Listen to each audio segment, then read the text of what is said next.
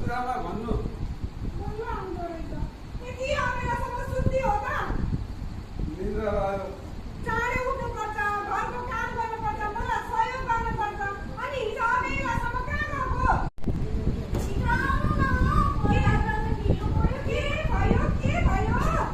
छिटो आउनु। ल ल ल, आए। कति हात देऊ। के भयो? जाने हो।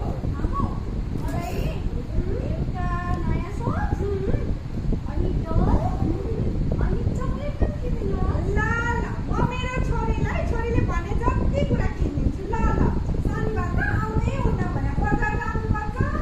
हामी छोरा मान्छे त दिनभरि काम गरेर ताजा ताजा खाना धौका हुन्छ। एक पाइ मैले कसरी खायो होली? होइन कहाँबाट पुग्छ यसलाई दिनै बजार गएर खर्च गर्नलाई होला नि त कहीँ सहयोग गर्ने मान्छे। भन्न मात्रै भन्छु के एक्लै पुर्याउँछु कहाँ सक्छ एक्लै पुर्याउन। ला हेर कस्तो चिटिक्क परेर हिँड्छियो आइमा